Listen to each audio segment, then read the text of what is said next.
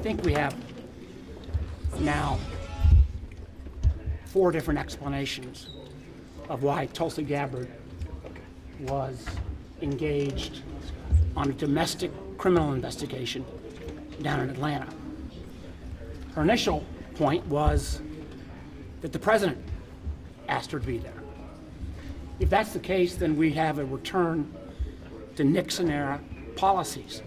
Remember, it was Watergate, where Richard Nixon put himself involved in a domestic political break-in at the Watergate. And all the rules that came after that were basically to prevent presidents from intervening early on in criminal investigations. So it begs the question, if Donald Trump told Tulsi Gabbard to go to Atlanta, then he must have known about this warrant being served before it was served, which is against all past protocols, rules. That was further manipulated by the fact that the following day, Gabbard got the president on the phone to talk to frontline FBI investigators. That is not the way our system works. Now, we see last night that it appears that the president now has changed his mind and saying he didn't know why Tulsi Gabbard was there. What the heck's going on here? You know, she is foreign intelligence, not domestic criminal investigations. And then this morning, I understand he's now said Pam Bondi begged her to be there.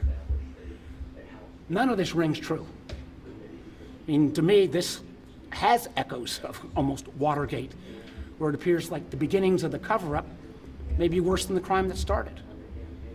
Furthermore-wise, we've also seen evidence last night that DNI Gabbard's team was looking at investigating Puerto Rican voting machines.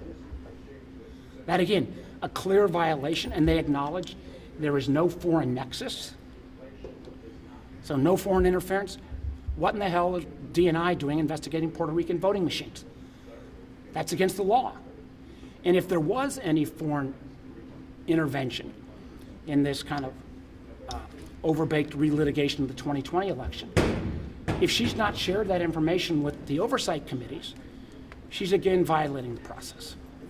So that didn't even get into the questions about the whistleblower, but this pattern of behavior where the White House and Gabbard can't get their story straight on what was clearly a fiasco that took place in Georgia demands further investigation.